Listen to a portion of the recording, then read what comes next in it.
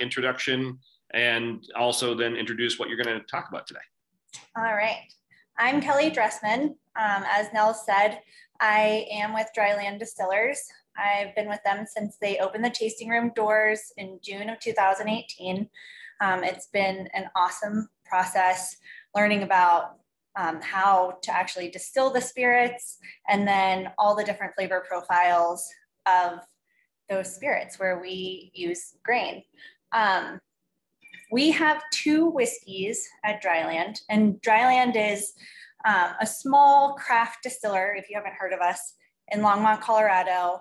We really try to use original ingredients to make a final product that is reflective of those original ingredients. And Colorado grain plays a huge role in that. We have two whiskeys, two main whiskeys anyways. Our heirloom wheat whiskey, which is made from a grain that's 2,500 years old. It's a white Sonora wheat. Many of you are probably familiar, especially in the baking world. And then we have our Colorado Antero wheat whiskey, which is made from Antero wheat. And Antero was developed at the CSU Agricultural Department specifically for Colorado's growing climate. Both of these grains are grown without irrigation, which is amazing, especially in a state where water resources are very limited. So without further ado, I'm basically going to talk to you about the different flavor profiles that grains can impart into spirits, mostly whiskey. There are four grains in whiskey: barley, wheat, rye, and corn. And so I will talk about all of those and what different flavors those specific grains impart to the final product. And then I will talk specifically about a couple spirits that utilize Colorado grain. And then after that, I will walk you through two different cocktail recipes. One is going to be a malted barley old fashioned. And then the second one is going to be a malted whiskey sour. Both of these are going to be great cocktails for the holiday times. So I believe you guys will be sent the recipes afterwards. That way you can use them and hopefully entertain come the holiday. So without further ado, I'm going to first talk about barley. Barley is huge. It's been in whiskey for a very, very, very long time, especially in Europe. And then when it came over to the States, then rye and wheat was utilized a little bit more. So malted barley will impart those familiar like cereal flavors to a whiskey. It will have kind of, some nuttiness to it, maybe even some cocoa flavors. And what we traditionally would just call malt. So if you think about like a chocolate malt or a vanilla malt, that malt flavor is what you'll get from malted barley specifically. Most of these grains can also be imparted to a mash before distilling raw. So that can give it a little different flavor profile. All the whiskeys that we make here at Dryland, we do single malts. So all of the grain is malted and it's just 100% the single grain. However, there's many distilleries. I know Laws in particular does utilize some raw grain into their spirits. And with a raw barley, it will also give, those same familiar cereal notes, but then it also gives like a brightness to the final product that can impart in flavors like green apple or like citrus, lemon, and kind of like a sharpness that isn't as noticeable whenever you don't have a raw grain component to the mash bill. So then we'll move on to rye. Rye is you know, pretty well known for imparting spice to a spirit. If you think of any of the big ryes that you've had, usually you'll have like some sort of black pepper or green pepper notes. And then also just really drawing those nutmeg and cinnamon notes from a barrel. That grain does a great job of drawing out those, you know, holiday spice notes from a barrel, and makes it evident in the final product. Then the next grain that we'll talk about is wheat. And we are partial to wheat here at Dryland. Like I said, we do two whiskeys. They're both 100% single grain wheat whiskeys. And wheat doesn't typically impart any standalone, all-encompassing, you know, like flavors per se. A lot of times it's added to a mash bill to kind of round out all of the other flavors, almost to help the other flavors meld together. But you'll get like a light breadiness usually, and honey is another flavor profile that wheat kind of carries through all of the different spirits that it's in. I've also heard like a particular, it's like a notable wheat sweetness that you can get. And I think that that's just kind of indicative of how it helps round out all the other flavor profiles of the other grains in a mash bill. But because we have these whiskeys that are single grain, we can tell exactly what this particular wheat is bringing to the table. So in the case of our heirloom wheat, I'm going to show you what these berries look like, because they almost look like barley actually, because it's an ancient grain. The berries are very tiny. And if you were to take it and compare it to barley, it is very similar in shape. And it almost imparts a lot of those same flavors. Like I definitely get some amount of cocoa in our heirloom. And along with that, like on the nose, you get like some honeysuckle, vanilla, a little bit of fig even. And then it has the brightness, even though we malt all of the spirit, all of the grain before we use it, it still has some of those sharper fruity flavors that I was talking about that you would find with a whiskey that uses a raw barley.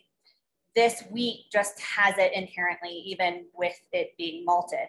So you definitely get some of those like quince almost flavors.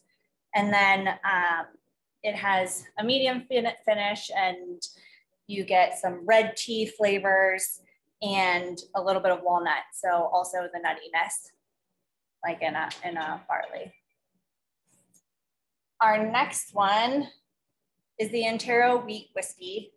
And this particular wheat, I will show you its grain, is more elongated. It looks like your typical, you know, soft winter wheat that you would grow around here. But because it is more elongated and it almost looks a little bit more like rye, the flavor tends to go a little bit more to the rye side as well. And it has, you know, like brown sugar, you know, you get vanilla, even some like deep stone fruit or like black cherry notes to it. But on the palate, there's definitely some mole. So that's where the spice comes in, you know. With the rye, it's usually like a more peppery. This one has a little more rounded, like cinnamon chili flavors in its spice content, but the spice is still very evident. And then you also get a little bit of that nutmeg that it brings out from the barrel, along with deep caramel notes and a long finish. All right, And then the fourth grain of the big four that are used in whiskey is corn. Corn isn't particularly added to whiskey for its flavor. Usually it's in the distillation process, you kind of try to get the corn flavor out. However, because the sugar content is so high, it's really easy for the yeast to feed off of it. So you get a higher rate of fermentation, which is great. How much of the flavor are you describing comes from the grain versus the barrel? Oh, so I am actually about to touch on that. So with corn, because you don't want to get a lot of that flavor from the corn, it provides a blank slate for the barrel notes to actually come in. So with a bourbon, which has to be 51% corn, a lot of that flavor is straight from the barrel, because the 51% block of the flavor is kind of being drawn mostly from the barrel. That's the corn portion. With the other three grains, some of the flavor is coming from the barrel, definitely, but it's a particular kind of reaction that grain spirit has with the barrel. So in the case of our Antero, it really draws out, you know, those black cherry notes. Some of that is because of the original spirit, but some of that is how the original spirit kind of plays with the particular char that we use in a barrel. It's mostly a combination, but in the case of bourbon, you're tasting a lot of barrel because it's 51% corn. And then all the other grains that are added to that spirit, like in this Laws 4-grain bourbon, help round out wherever, you know, you're kind of missing certain things. So if you needed more nuttiness, you'd put more barley, or if you needed, you know, a little bit of spice, then you'd put a little more rye. And then a lot of times the wheat just comes in to kind of balance it all and bring it all together. All right. Did that answer your question? Or I know it's kind of like a roundabout answer, but it is all kind of how everything plays together when you get the final product.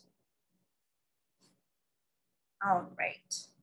So now I am going to talk a little bit about the 4-grain bourbon, and it uses the big four.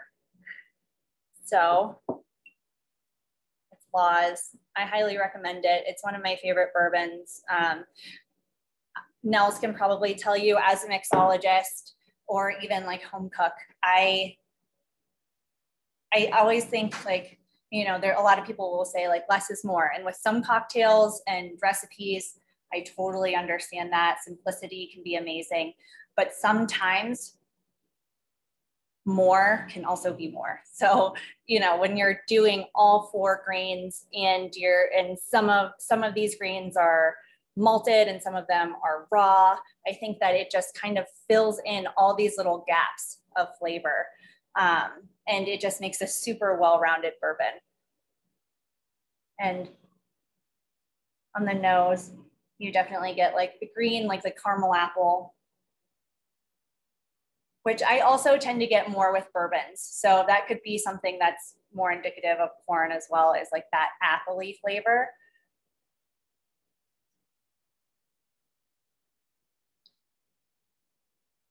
Yeah, it's really well-rounded, and you can get some of the spice from the rye, some of, you know, that malt flavor from the malted barley.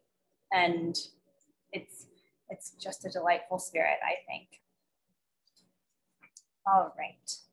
So now, are there any questions about those flavor profiles? I'm going to move into making the cocktails here soon. So I just want to make sure that we get any questions out of the way about that process before we move into the cocktails, the fun stuff. And then you guys can sip on them as you ask more questions if you want to.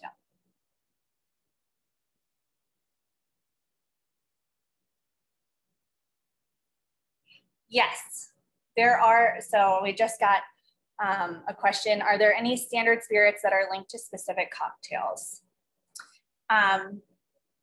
Yes, there are. I would say with a Manhattan, of course, you can always veer away from this. And so much of mixology is actually kind of coming up with your own rendition of classic cocktails.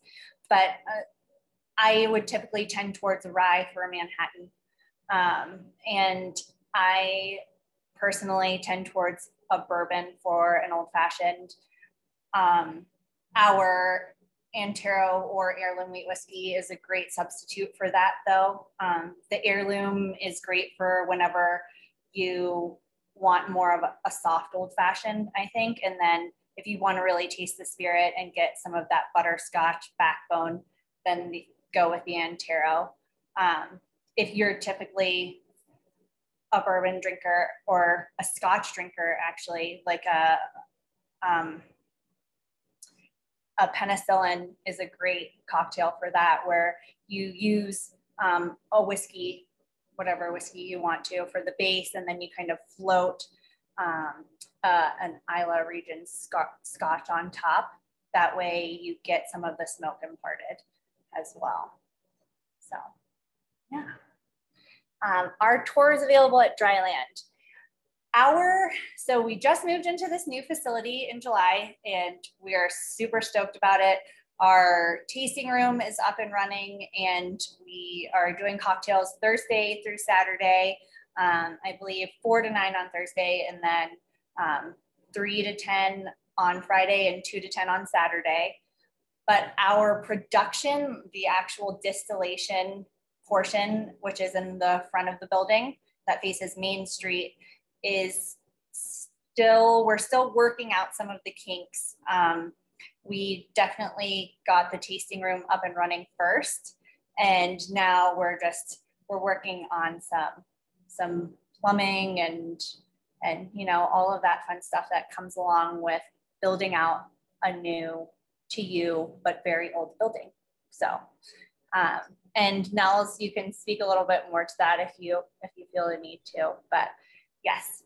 Yeah, I mean, I chime in there. We definitely would start tours probably mid-November again.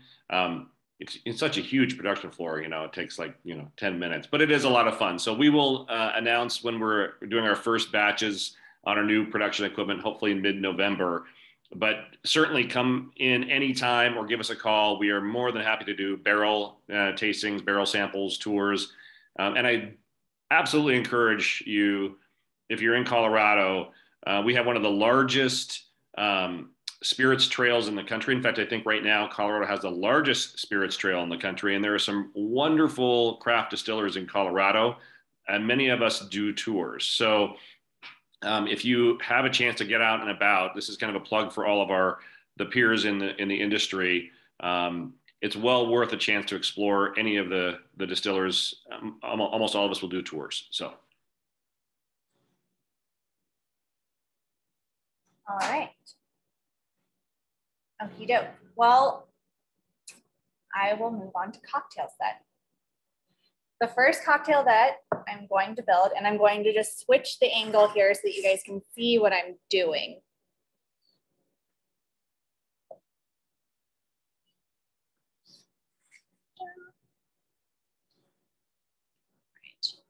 So this first cocktail, we're going to use our Antero, mostly because we're going to be doing a barley malt old fashioned. And this is some, you know, commercially made barley malt syrup. If you are a DIYer, you can make it your own by yourself at home. And basically what you would do is slightly sprout the grain until it's in a malted state. You could use barley, or if you wanted to experiment with other grains, you could definitely do that. And then you would roast the malt until it caramelized, and then use all of the syrup, like sugary syrupness out of that, and that would be your barley malt syrup. There are recipes online, and I can definitely include that in the recipes for this cocktail. I did not have the time to do that, so we are using some commercially made barley malt syrup for this recipe. So we're going to just start off first with a scoop of ice. With old fashions, to each their own, but I like to build it on top of the ice. Some mixologists add the ice afterwards. We're going to do 2 ounces of a whiskey of your choice.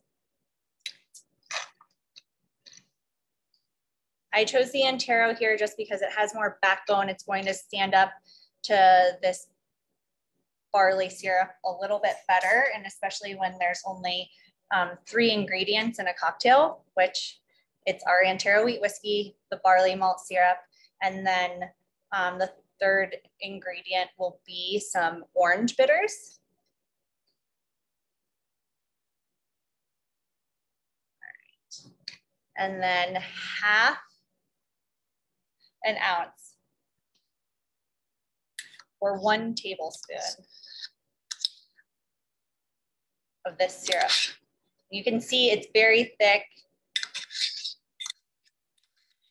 It's going to have a lot of awesome malt flavors to it, and it's going to play off of the spice that comes from our Antero. So I think a rye would actually do really well here.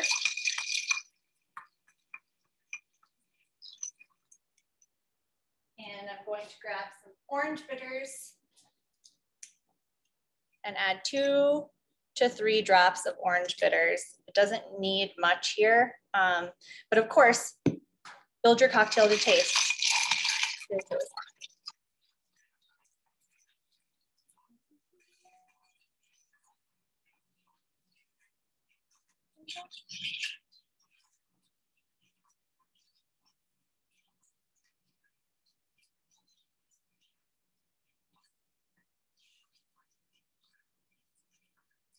And if you find that, you know, the syrup is clumping, that is normal because it's a chilled cocktail. And then basically whatever is dissolved is when you'll strain it out is the amount of sweetness you'll need.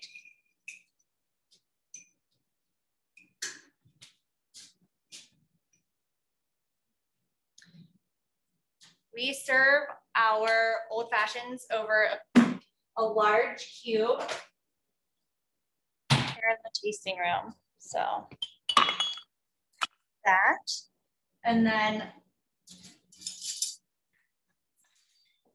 I always double strain old fashions because we use a large cube. I don't want any of the other little chips of ice that might have come out to add more melt to the situation. There's that.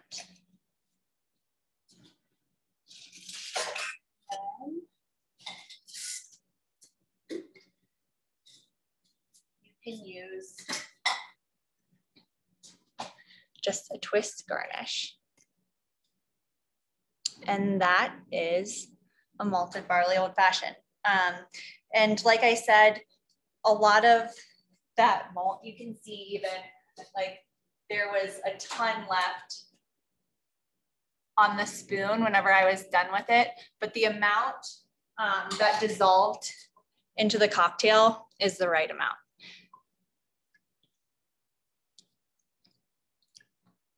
Yeah, and the malt from the syrup actually enhances a lot of the peppery notes from the Antero. So definitely, if you have a favorite rye, I would try that. Try those two together.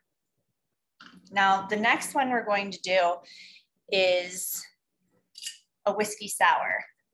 And I just thought this would be super fun, especially for the holidays. Whiskey sours are some of my favorite entertaining cocktails just because the froth on top and everything, it makes you look like a seasoned mixologist at home. And I'll talk a little bit about the ingredients as we go through it. But again, we're going to use this barley malt syrup. Again, just ½ an ounce or a tablespoon. I'm gonna put that in. Because it's so thick, using a spoon to get it into your shaker. And then this one, we're gonna do a dry shake first without the ice.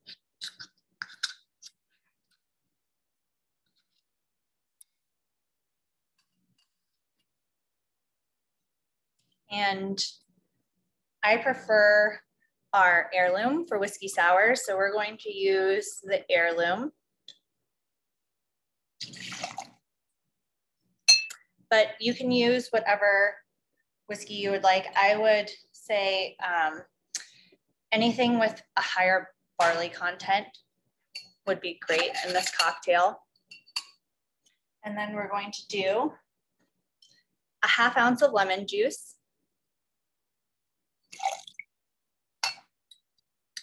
For the sour part of a whiskey sour.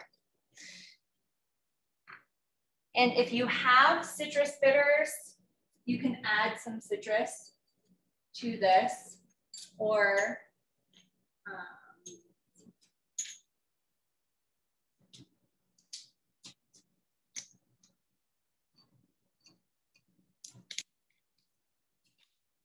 but if you don't, you won't miss it. Promise. All right. And now for the egg white. The egg white is what gives it that great frothy mouthfeel. And if you're using like a cartoned egg white, go with 3/4 ounce, but you're more than welcome to just use an entire whole egg white for the drink.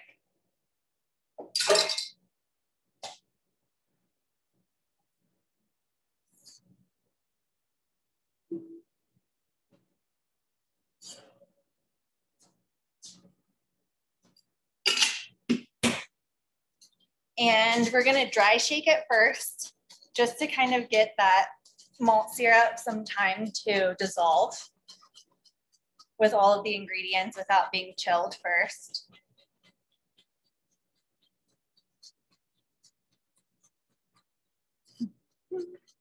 Are there any questions while we're just shaking?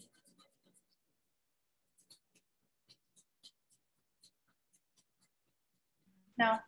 Kelly, can you talk about the importance of proof in certain cocktails where you might be looking for a higher proof cocktail or whiskey? Sure. So it depends. So in an old fashioned, I tend towards a higher proof, but that's because I really want to taste the alcohol. It is a very spirit forward cocktail, or the spirit, I should say, not just the alcohol involved, but a lot of people would tend more towards a lower proof on that. I think it's typically just person to person based upon their taste. In like any kind of a mule, I also like there to be a little more backbone because it's a watered down cocktail. Essentially, it's served over ice, and then you also have ginger beer. So, or like a gin and tonic. I like Navy strength gin and tonics, or Navy, but I use like regular gin for Negronis. But I do know a lot of people who use Navy strength gin for Negronis. So I think it's basically dealer's choice, what your tastes are, what is good for you.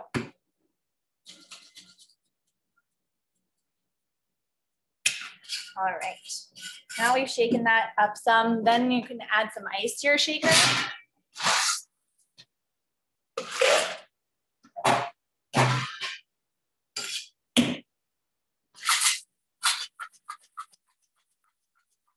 with a sour, it's very important to make sure that your shaker has a good seal. Otherwise you will get whiskey sour everywhere. And then you really want to agitate it, because that agitation is what makes that foam happen from all the proteins in the egg white.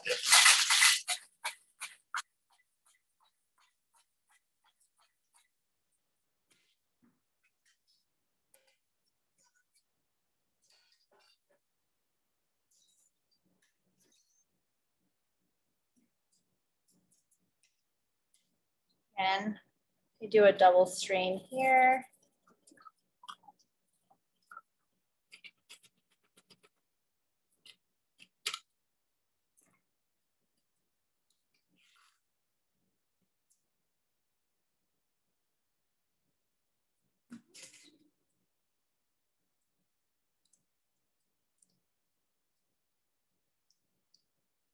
And you can see the foam kind of settling out of the cocktail. And once there's that nice foam layer, a fun garnish would be some toasted grain to go on top of this guy. So yeah, there you go. There is the cocktail hour. Taste this.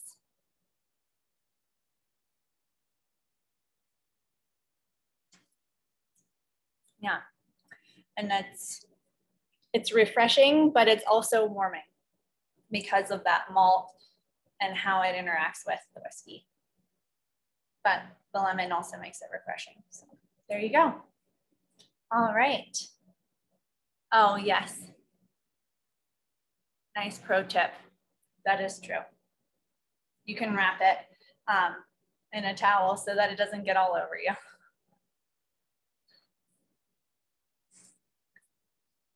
Okie dokie. So yes, are there any more questions? Are you guys excited to try out these cocktails? Which one sounds best to you? Yes, so this, I will show, we have a gin here at Dryland, and we use all native Colorado botanicals to use it. The question that I'm answering right now is, could I share more details about vodka or gin and if the grains make a difference? So with vodka, I would tend towards it not making as big of a difference, just because vodka has to come off of the still at such a high proof. It has to come off the still at 190 proof. So really what you're tasting is just pure alcohol whenever you taste a vodka, or you're tasting the water that it was then proofed down with. With a gin, it doesn't have to come off that high. And yes, it definitely makes a difference. This is Family Jones Gin, and they have a grain-based gin.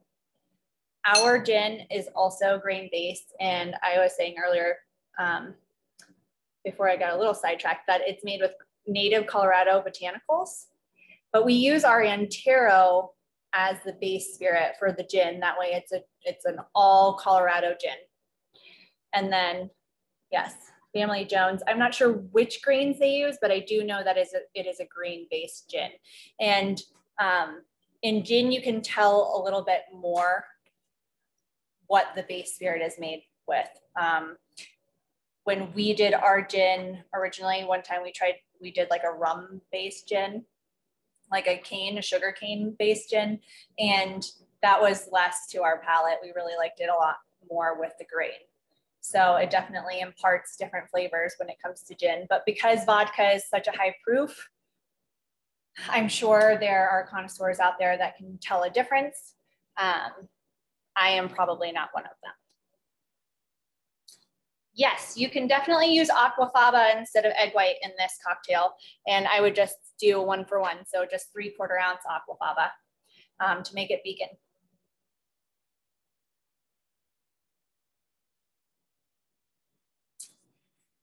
Oh.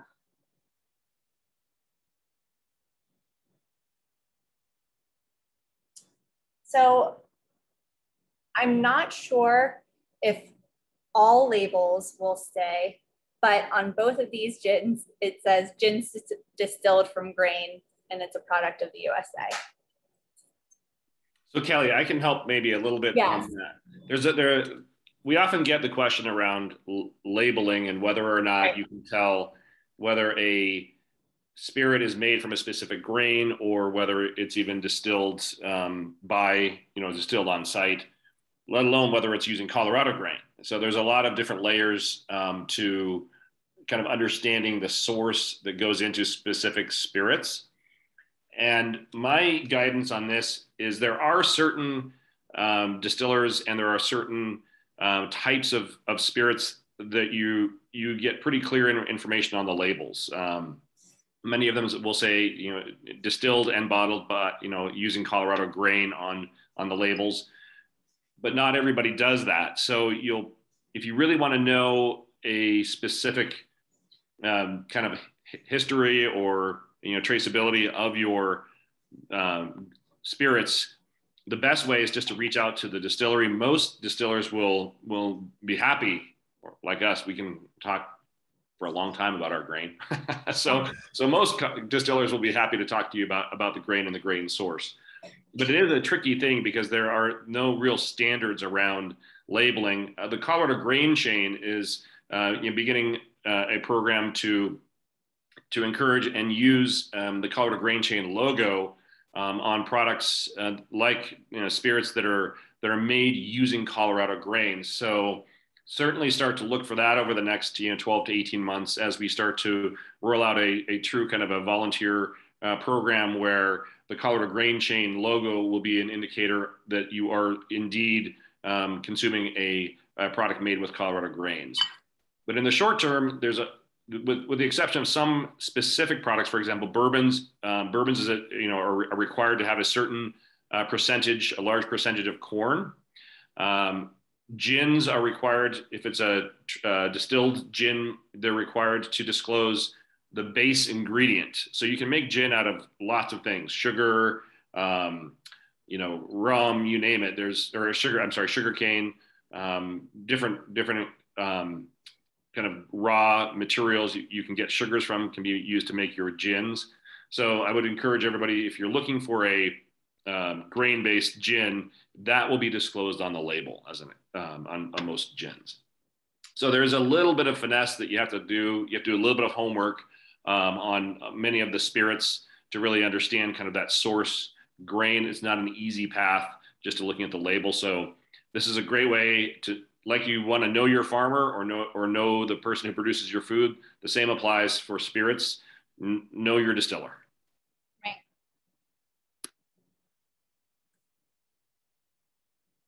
All right. Well, yes. If there aren't any more, any tips for how to unseal a super cold shaker that expands with cold ice? Hit it. I can demonstrate. So it does take a little bit of practice, but it was very difficult for me when I first started doing this. But once it's sealed and you're shaking it, you can hit it with your other hand right there and it'll loosen. So you can hit it in a particular spot, and once you've done it a lot, you'll know where that spot is. But yeah, just take the heel of your hand and you hit the side of it and it'll knock it loose, usually. Is that helpful? Hopefully so. But yes, thank you guys so much for having me. It has been a pleasure, and yep, we love grain around here and love working with it and coming up with fun grain-centric cocktails. I would say if you are not a drinker, which there's lots of us who's not, Rejuvelac is a fun grain effervescent drink that can be a great NA option. So basically, I will send the recipe for that as well. But basically what you do is you sprout grain and then add water to it and let it ferment for a few days. And then all of the enzymes and B vitamins go into the liquid and it becomes a little bit effervescent. and then you can drink it, and it's pretty delightful. It has some like tart citrus notes to it, and we've actually utilized it in cocktails before. So there you go. But you can enjoy it on its own, or add like a little bit of ginger to it, or other flavors like strawberry puree or something, and it's delightful. I've had it, and it's awesome. Great. Well, Kelly, thank you so much, and we certainly happy to answer any final questions. I mean, we'll get recipes and things out to everybody. Kind of a couple of closing notes before we all leave. Of course, this video, the recording will be posted on the Colorado Grain Chain channels. Will be available for for the future watching. We mentioned, just a reminder on the Grain School in the Field, November 13th and 14th in Pueblo. Definitely check it out, and certainly share the word that that's coming up. If you are not a member of the Grain Chain, or if you do know Colorado businesses, bakers, brewers, distillers, or even anybody who is just generally interested in food and grains, highly encourage you to visit the Colorado Grain Chain website. Becoming a member, it directly helps support the development and sustainability of Colorado grown grains. Everything helps us get more Colorado grain into products throughout the state. Helps farmers, helps growers, helps business owners. Help us spread the word a bit about the Colorado Grain Chain. And then in terms of a teaser for what's coming up, I mean, we are entering a very busy holiday season. So Kelly gave us a really good head start on holiday cocktails.